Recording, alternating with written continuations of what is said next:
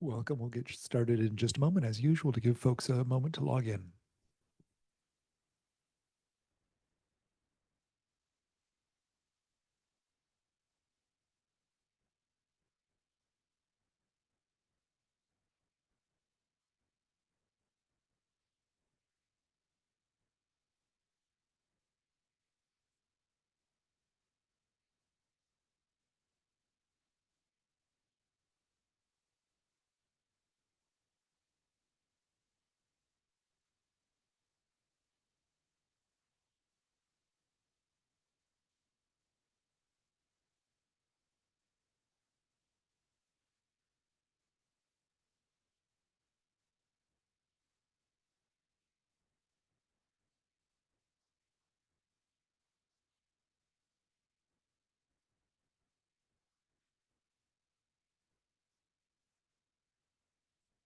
Okay, I call this meeting of the South Louis School Board to order. This will be a board workshop.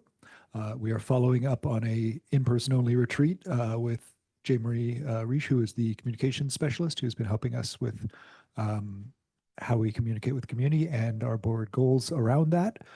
We will be moving into the workshop, which we encourage community participation on items on the agenda.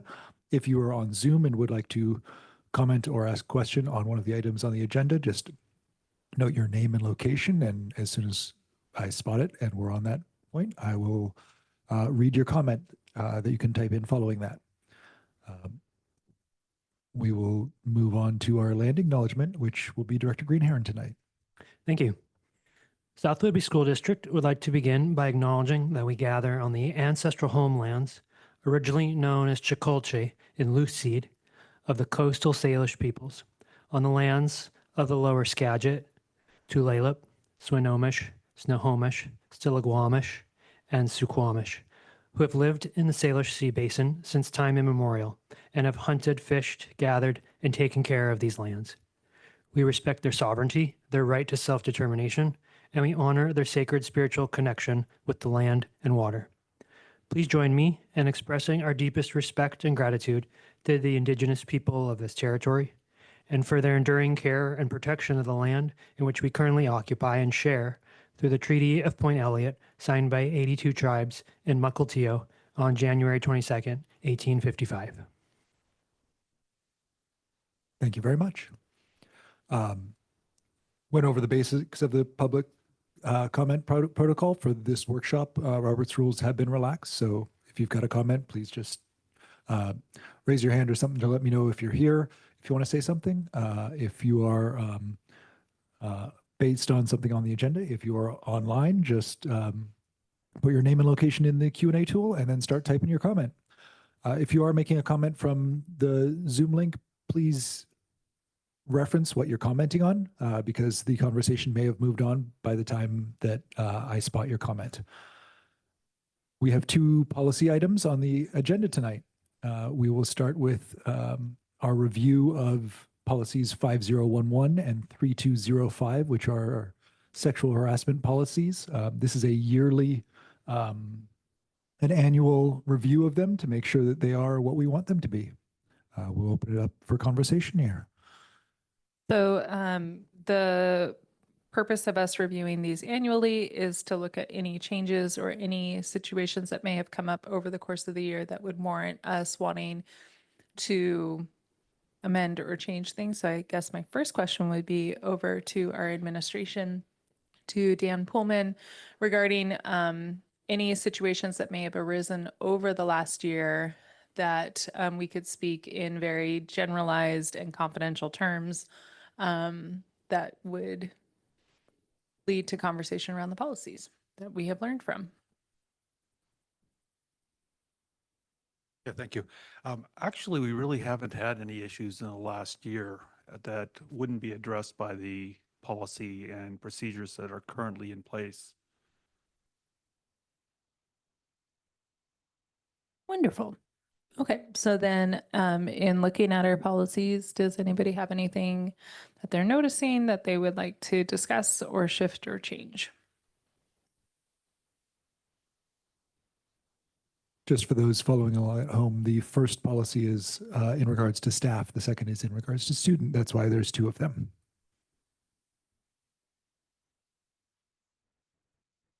I just wonder about opportunities to be more inclusive with inclusion of guardians as well as parents. Where did you catch one? Under notice and training, that there will be notice to district staff, parents, and volunteers. Good catch, Marnie. Also in the first sentence as well as the highlighted instance. The first sentence of that passage, not the first sentence of the document. Thank you.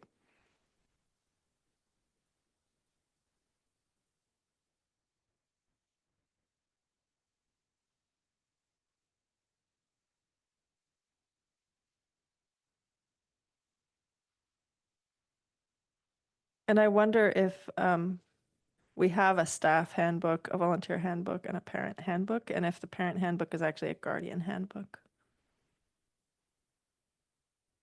Yes, we do have all of those because we wouldn't have passed CPR without them. Great. And I don't know about the title of the handbook. It's a family handbook. Family handbook, that's great. I would just look for parallel consistency in titling. Thank you.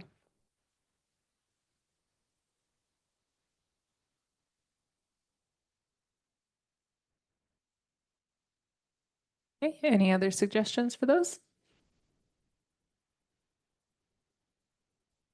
I don't see anything from anyone on Zoom at the moment. I know that we do have our principals, all of our principals on Zoom as well. If there's anything that stands out to you as well, we do want to recognize and reach out to your expertise on these. To our students as well, to make sure that these suit your needs and the needs of your fellow students.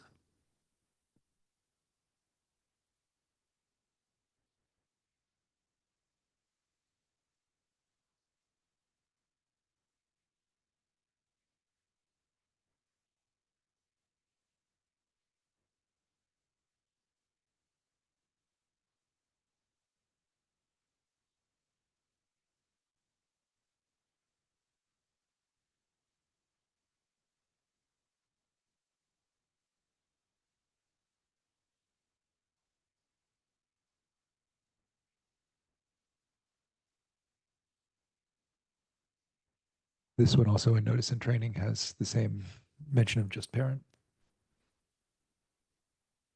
in the first paragraph, first sentence of that paragraph, and later on as well.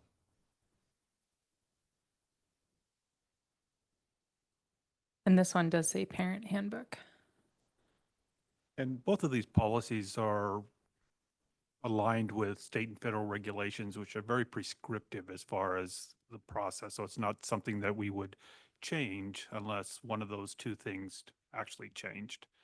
And at the federal level, there is some conversation about some changes, but it takes years to get, actually follow through and come down to the state level. But these, are very aligned. Okay, let's move on. Principal Patton approves. as well. Thanks, Principal Patton. Thank you, Mr. Patton, for chiming in on that. Okay. Anything else on these two items? All right.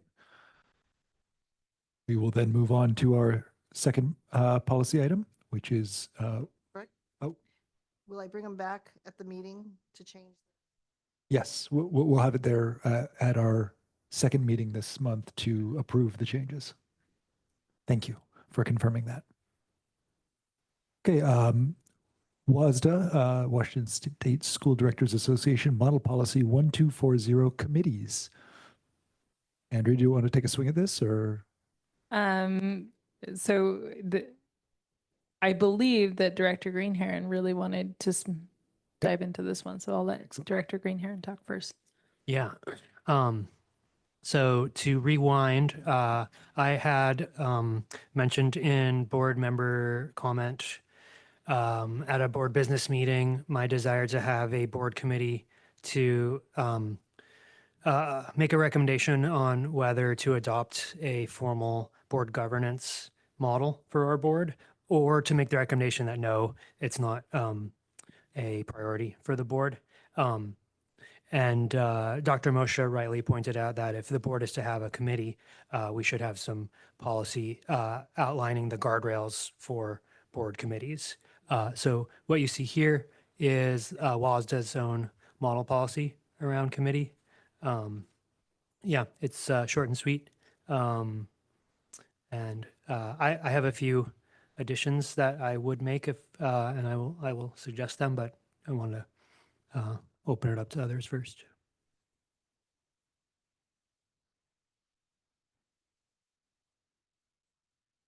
Let's hear your additions, Joe. Sure.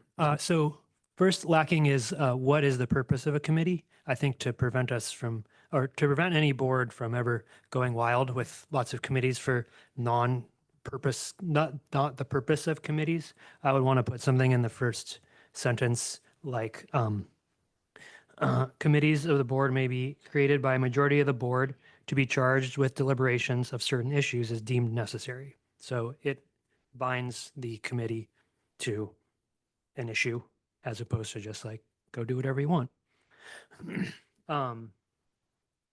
The rest of the paragraph is fine. And then I would recommend adding some guidelines about the authority that committees do and don't have, or the fact that the board really as a whole has authority over committees, and then some sort of accountability for committees to make recommendations and for the board to say like, oh, hey, committee, haven't heard from you in a while. Do you need to give us an update or do you need to disband because your raison d'etre is done? So yeah, I have some language that I'm not particularly wedded to, but that's sort of the high level desires to put some bounds around it. Have you shared the document that I see that you're reading off of with Christy so she doesn't have to type and write super fast? I thought I did. It's shared with the school board alias, of which Christy is a member. Awesome. So Okay. yes. Yeah, so some proposed language. Committees will be established with clear objectives and report their findings to the school board according to timelines established by the school board. Committees will have deliberative and recommending powers only. A committee will consider only those items that fall within the committee's scope of duties. A majority of the committee membership will constitute a quorum for purposes of making recommendations to the board, which is to say, a majority of the committee needs to agree on something before it becomes the committee's official recommendation to the board. Those were the things that I would want all committees to have that are at a high enough level that it would be policy, but I'm open to other things if someone says, oh, all committees should also do blank. So one thing I really appreciate here is noting that they specifically have only deliberative and recommending powers, because that has an impact on open public meetings. If they have the power to take action, then they have to be open public meetings. If they do not, they can be, they don't have to have the same restrictions that we do. So I think that that's very good to make that very clear. And is it an assumption that a committee could also include non-board members? And if so, could that be made more explicit? Or is it an assumption that a committee is simply two? It would really not be no more than two, it would be simply two, because a committee of one would be awfully silly. So I'm assuming that it's implied through the phrase no more than two board members that there could be additional participants who may be from the public at large or from the staff or administration or from the student body. But do we want to be more specific about who is in charge of recruitment to this committee? Yeah, plus one on that. I think that a committee to be well balanced, and the models that I have seen do include members of the public or other participants or collaborators. And so in order to, sort of walk what we just worked on earlier in our workshop, it would make sense to be explicit in a policy around either who else would be welcome or how we would do that work. And could we have a committee of only two board members, or would we need to seek out other stakeholders? I'd want some time to sit with the potential language before making a recommendation, but a passage could include something about how recruitment to the committee is done by either the board members on the committee or the board chair or the board as a whole. It may also include that membership in the committee from non-board members should have something to do with either being impacted by the subject matter or having special expertise in the subject matter. You may want to think about the fact that the board creates the committee, but the superintendent would be responsible for soliciting members for that committee. So that the board isn't actually creating the people that operate in that. It's really the superintendent's responsibility to do that. That's interesting because it brings in a bit of a division of power, which could be nice for maintaining a position of non-bias. Yeah, because otherwise you could just bypass the superintendent who is responsible for the day-to-day operation, which is really what this committee work is doing. It's really not doing the board work. So Well, it's and something to think about. some of the committees may not be doing the day-to-day work. They may be deliberating on what type of governance model the board wants to use, which, I mean, an intelligent board would want the superintendent involved in that discussion up to and beyond their eyeballs, but it wouldn't necessarily be necessary for a not so intelligent board to do so. But we I should, would push yeah, back that even with working on a governance model, it affects the work of the superintendent. absolutely, yeah. And also in that example, despite its wonkiness, since we are charged with doing the public's business, I would say members of the public may be interested in how we go about doing their business. Oh, no, absolutely. That wasn't to refer to who's on the committee, but rather how it's chosen. But I do think that as secretary of the board, that may be the reason that or the method with which the superintendent is charged with building that committee. Yeah. Maybe it's a policy being a little more clear that committee membership is inclusive of others in addition to up to two board members. And then we ask the superintendent to write a procedure that outlines how people are recruited to a committee. Joe, in your research and your work on this initially, I see the references up there and I did glance at them, but were you able to see or find any models of other small boards doing this work of kind of within board committees for board enhancement or enlightenment on an issue? I have, that's a good question. I have colleagues on other boards who have standing committees, but I don't know of any that do like a special topic committee like we would do if we were to do one for the governance model. Thank you. Yeah, I would definitely need to do some thinking about what I know about boards and you know, because I've experienced standing committees as well in other walks of life with board service, and so I would be interested to know what the protocols might be to do that very explicit type of board committee service that was a one-time held piece of work.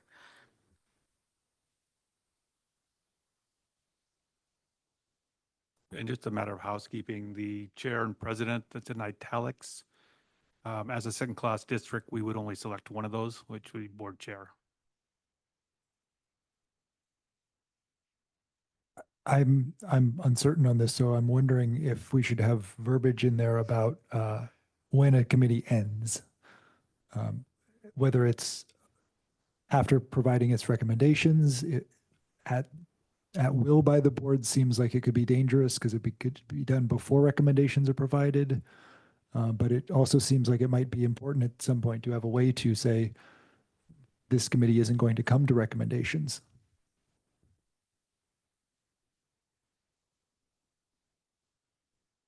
It strikes me that an ad hoc committee could evolve into a standing committee if it's learned that the findings and work product of the committee are of ongoing value. And so I would suggest that it not be at the policy level. Maybe that there's a reference to who has the authority to disband a committee, but not that the policy point to a specific triggering event that would cause the end of a committee, unless it's some kind of misappropriation of time and energy or something. Well, like I said, I don't even know if it's necessary to have that in there about when it ends. That was just a wondering on my part. I think there could be some language perhaps about the, within a policy about the scope and breadth of the work assigned in a committee, so that there is a framework for what the infrastructure of the committee is, what it does, and therefore some measurements around when it meets its goal. And I think some of that is captured in the phrase, the purpose and terms of which will be determined by a majority vote of the board, because it strikes me that the board could vote upon whether the purpose of the committee is no longer effective and therefore dissolution is recommended, or they could vote on whether the chronological term of service for the committee has ended. That seems like a reasonable interpretation. I do have a question here, but so Gwendy Gabeline from Freeland says, if you're only doing it that way, does this mean people in the public can't volunteer for a committee? I would assume well, and that would be an assumption, and that's not necessarily a good thing, but theoretically, if the superintendent, or when the superintendent, oh, go ahead. Yeah, I have a wondering around that. If we look at that sentence that says the board chair will appoint board members to serve on such committees, it doesn't say they're appointing anybody else. So that would lead me to believe then that everybody else is, asked to volunteer, or somehow they're appointed to this, because the board's only appointing 2 board members. They're not appointing the committee. Right.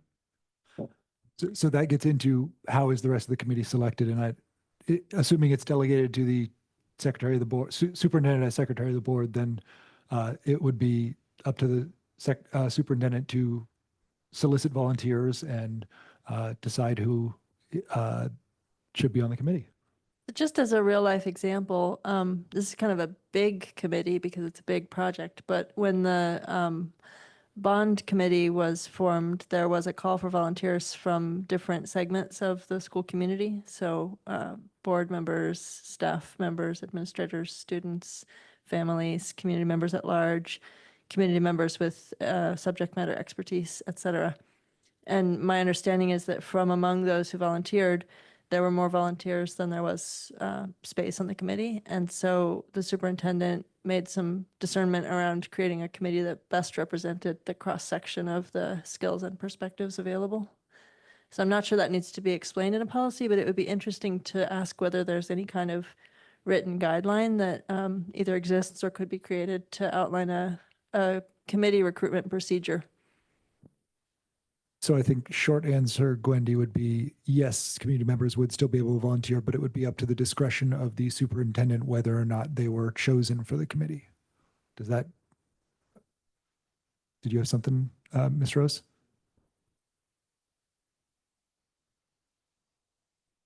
I'm a little confused about public content. What does that mean? Is public content, is that in the policy? That looks like the lead words. Public content. I think that's just an artifact of the organizational structure for this agenda. Yeah, that's public content for this agenda item is. Okay, so the text. this could be any topic.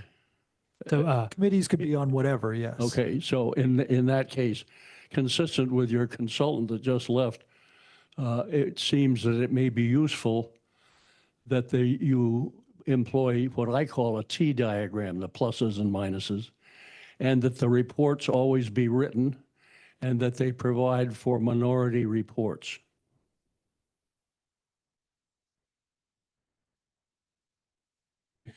The reason for that is because committees that, if one is to be formed, it seems like the purpose is for public knowledge. Therefore, all the points that would be made would be in the written report, and they would include it all pro or con comments, summarized, not in great detail. Because the purpose of having this is to communicate with the public and amongst yourselves. I think at the very least, adding written recommendation would be wise at the very least.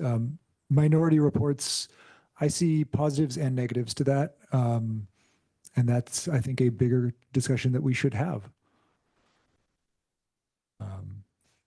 But I definitely agree with you that written reports should be there so they can be attached to the agenda so the public can see the report at their leisure. Couple of things, and this may be just where I have question marks and curiosities. But just so that because I feel like I'm a little in the weeds about what we're talking about at this point, this would be a policy separate from any current policy and procedure around committees that are already standing for the community or that are held by the superintendent, and then board members are invited to those committees.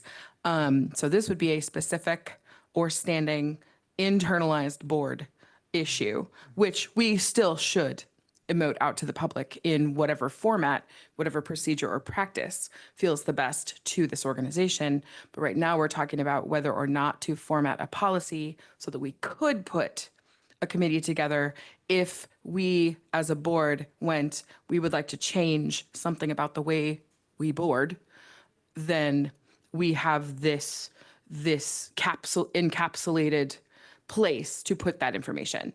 So think- just so, yeah. Yeah, think about like some of the times where we'll have two board members work on a document. This policy would allow us to open that up to have other voices at the table. Okay, I just wanted to make sure that I was in the same loop, and again, just wanted to make sure that I was hearing the difference in our conversation between policy, which is overarching umbrella, and procedure, which is how we would take and disperse notes. That's a really, really helpful and important distinction because more clearly titling this committees of the board would help me remember that this is not the policy that guides the creation and function of all committees, simply the committees of the board. Just from a reading perspective, I'd like to suggest board committees since the first paragraph starts committees of the board, and having that repeat is awkward in my mind. Fair enough. Yeah. We do have another comment from Gwendy. I see the purpose of a well-rounded committee is to get more viewpoints on topics. It would not be only for informing or educating the public, right? Yes, that is absolutely the purpose of getting additional people besides the two board members onto a committee. Can I offer a third option as a title? Committees established by the board? Because I do agree that board committees is confusing in what it is. And I can also hear, Brooke, you wanting it to read well. And so I think we have to clarify that. It might not say that Fantastic. word, but Nope, that's fantastic. So I would ask, are you really talking about committees that are involved with the board work or just committees created by the board? Because the board could create committees for anything. Or are you really talking about committees that are related to what you do as a board? good question, Dan. So it's an interesting question because I can imagine a different group of people, or even this board, if we just went wild and started behaving strangely, suddenly deciding that we needed to create committees to guide more of the day-to-day work of the people inside the buildings, for instance. It would be errant, I think, for any board to think that they could establish a committee on, superintendent principal relationships or something. That's just a committee. Establishing a committee would not be the right way to begin that process. So I'm thinking this is mostly about committees established by the board to work upon the board. Is that so? I'm trying to think of corner cases, exceptions that might prove the rule or disprove the rule. But If you have a superintendent step out mid-year and you're in the process of needing to put together an interim or something, and that maybe because we are a small district, you don't get a full-time interim. The board might have to step in to establish a system moving forward, right? Or- Typically that would then fall to the assistant soup that we do still have in the district, but there could be situations that might occur where we might need more oversight. Or even in the scenario I put forward, committee on superintendent principal relationships, if we encountered a friction point that couldn't be resolved through the processes and procedures that are already in place, there might be an opportunity for two board members to step aside and gain some expert counsel and come back with recommendations on a weird micro topic of that sort. Well, and the only time that would be germane to the board's work is if it was elevated above the superintendent level by someone else involved. Right. Because otherwise that's not the board's business, how the superintendent and the principals interact. Right. It would be if in the case that it were elevated. I'm just trying to think of hypothetical scenarios. I suppose we just need to be careful that this policy is inclusive enough to give good guidance and exclusive enough to not invite meddling where we don't belong. So if we look at policy 4110, what it actually says, and the link is broken on the model policy, Christy.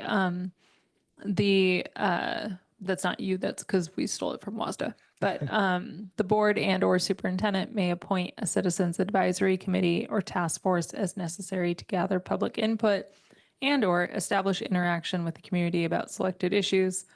The committee shall study school matters and submit their findings and recommendations to the board and or superintendent. The committee shall be formed by authorization of the board. Such authorization shall include a description of the responsibilities and reporting relationships and shall specify the duration of the committee's existence. Really what we look at when we compare this one to what we are proposing is this, the only difference here is that we want board members as participants in the committee, where typically if we are attending a committee as a board representative, we are not supposed to be inputting and having, we are there as observers. So really the difference between the two policies is that there would be a formalized way to specify that the board has voice at that table. Well, and again, just point of clarification for me in particular. So this Joe was in reaction to you having a curiosity about something, about, for example, what kind of board should we be? There are different kinds of boards that you can be and govern under. And so then the recommendation from superintendent was there's no policy on forming that committee. So now the time is to, if we do want to think about that kind of in-depth work as we become more experienced board members and work together, then, so this is building something that would accommodate that exploration as well as explorations in the future. And so that is we have a hypothetical model to use. My second thought or question is are there maybe human live resources at WSSDA or other experts that we could look beyond, this policy, which is fairly vague, for some guidance? That's a good question. I'll look into that. I want to get something out of my head real quick, and then I'll go over to you.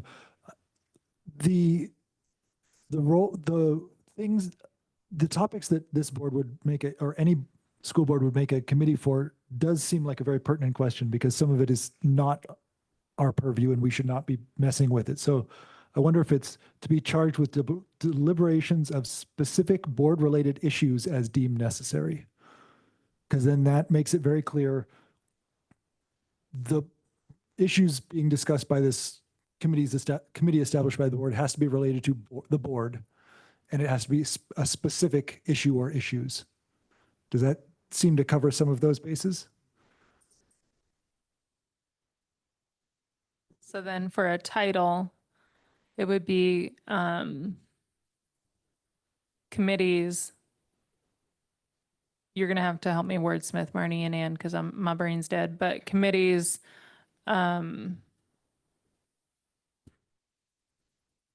relating to board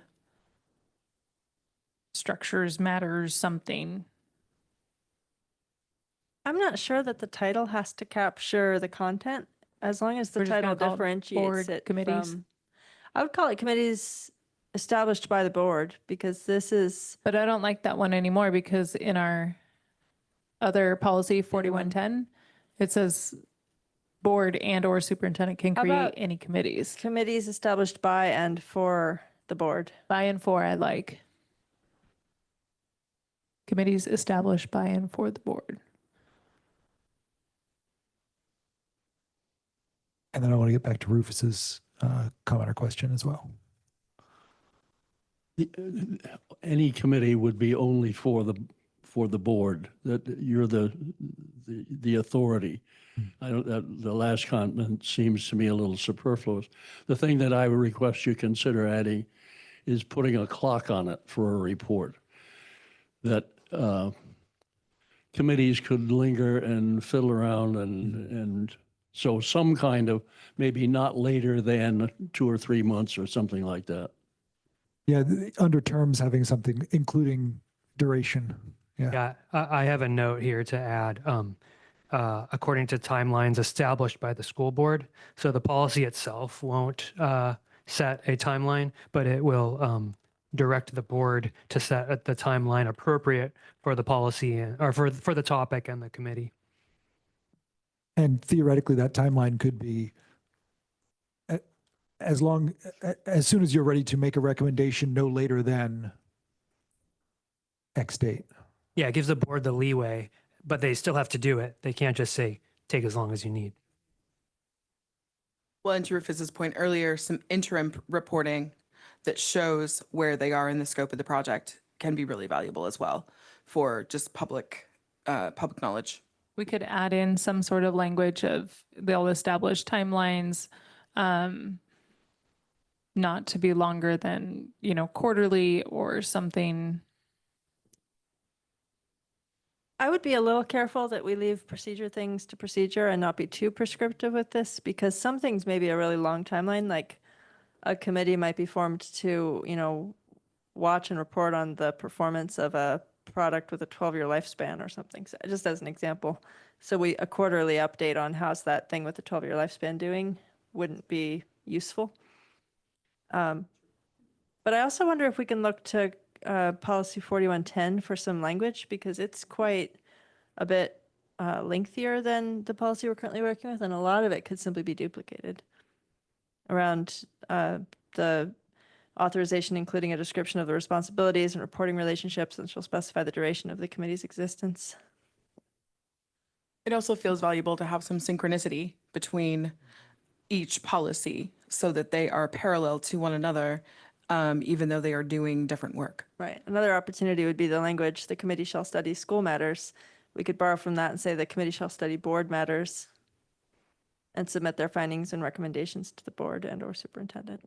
Written I would recommendations. also say we should probably do the same to this policy with the language that Director Green-Heron offered for the policy that we're discussing, given that this one hasn't been reviewed in quite some time. Right. I think improvements to both can be made by getting the best from each. Mhm. Agreed. Well, and appreciation, Director Green-Heron, for bringing this up and for, doing all this preliminary work for us for tonight. I appreciate it. You're very welcome.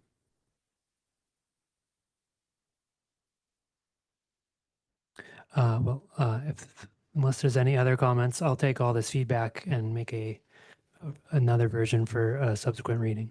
Gwendy has a comment that is very germane to where we're at, I believe, which is let's not overgovern the governing words so we don't have to change the language later down the road. I agree completely. We do need to make sure we're not being too prescriptive. Yeah. And I think that's a good lead into any other comments on this. Student reps, you've been real quiet over there. Anything to add on this? Do you think there's any need to mention student reps in any of this? I don't really know how, committees have been functioning before this, but I don't know, I assume, what's her name? Moshe has made the bond committee, right? That wasn't established by the board. Okay, yeah. I'm not really going anywhere with this, but yeah, I think it's going to be helpful, maybe. Well, and since it is established by the board, the student representatives would have advisory votes on approving the creation and term of the committee. So that is implicit in the approval of the board part. So that gives y'all some skin in the game as well. Maybe just specify somewhere in there too that like along with community members, students as well. That's basically what I was going to say. Student reps aren't board members, so we would also be allowed onto committees and not be part of the 2 that would be appointed. Yes, 2 elected board members, I think, would be valuable to have in there to make it clear that student board members could be, or voting board members. Yeah. Well, and as we move forward with, the next reading and Director Greenherron's next set of recommendations, I would love to hear some feedback if you have bandwidth around what are some of the committees that you have served on and what are their rules that feel really, really inclusive and, create a sense of belonging within an internal group. Everything from that internal small group that's doing the work, and then how is that, extrapolating out into the bigger community. That's the kind of feedback I would love to have from you as we continue to do this work. I wonder if there should be some language about, except where legally prohibited, student voice should be sought out for the board or something like that, for the committee or something like that. I think that could go under procedure. Yes, thank you. Yes.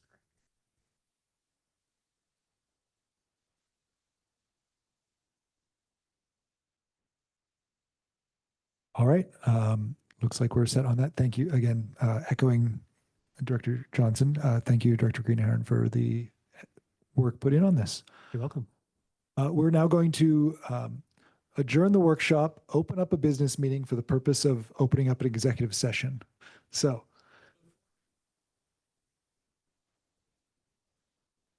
the workshops are directed for, is it something about something on this agenda?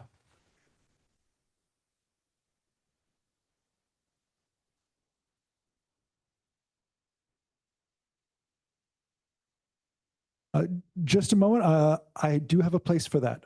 I will get a place for that in public comment in our special business session, because it's not related to an item on the agenda. So this workshop is now adjourned. I call to order this special business meeting of the Southwood Beach School Board. We're going to go directly to public comment. Mr. Rose, you have public comment. I have a mea culpa. I'm Rufus Rose. At the last board meeting, I had pointed out that I had tried to send an email to the chairman and to the superintendent on the night before the board meeting, and I miscopied the superintendent's email address, so she didn't get it. And I don't know that I made that clear at that time. So I sent an email to all of you folks, but that doesn't cover the people on the Zoom. I don't know who they are, but I wanted to say that I was wrong. I made a mistake, and the email address on the web is correct, and what I put in was a mistake. Thank you very much for sharing that, Mr. Rose. We will now move we will now adjourn this special business meeting to go into an executive session to address the performance of a public employee. It will last no longer than half an hour. May I actually remind you that we don't adjourn my understanding of Robert's rules is we don't adjourn the business meeting You're until right. after executive session? Yes, thank you. I will be back here in 30 minutes to adjourn it. The video will not run for that amount of time. So thank you for joining us. Good night.